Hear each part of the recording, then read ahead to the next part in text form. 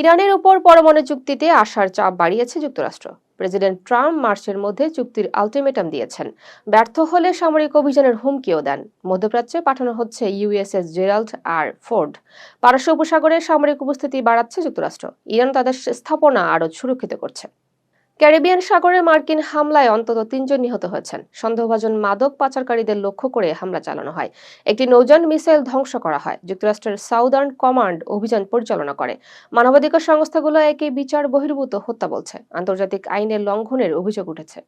Jeffrey অ্যাপস্টেইনের সঙ্গে ইমেইলে যোগাযোগ প্রকাশের পর ডিপি ওয়ার্ল্ডের প্রধান সুলতান আহমেদ বিন সুলাইম পদত্যাগ করেছেন। বিবিসি এ তথ্য জানায়। শতাধিক ইমেইল প্রকাশ্যে আসে। অংশীদারদের চাপ বাড়ছিল। কোম্পানির ওয়েবসাইট থেকে তার নাম সরানো হয়। নতুন চেয়ারম্যান ও সিইও নিয়োগ দেওয়া হয়েছে। সুদানের উত্তরে নীল নদে নৌকাডুবিতে অন্তত 21 জন নিহত হয়েছেন। নদী পারাপারের সময় দুর্ঘটনাটি ঘটে। নৌকাটিতে প্রায় 30 জন আরোহী ছিলেন। উদ্ধার অভিযান চালানো হয়। স্থানীয় সরকার মৃত্যুর তথ্য নিশ্চিত করেছে। দুর্ঘটনার কারণ তদন্ত করা হচ্ছে। ভেনেজুয়েলায় 6 টনের বেশি চিকিৎসা সামগ্রী পাঠিয়েছে যুক্তরাষ্ট্র। বিশেষ বাহিনীর অভিযানের 1 মাস পর এই সহায়তা পাঠানো হয়। স্টেট ডিপার্টমেন্ট বিষয়টি নিশ্চিত করেছে। এই দেশটির স্থিতিশীলতা পরিকল্পনারই অংশ। তেল খাতে নিষেধাজ্ঞাও শিথিল করা হয়েছে। মার্কিন কোম্পানির অংশগ্রহণ বাড়ানো হচ্ছে।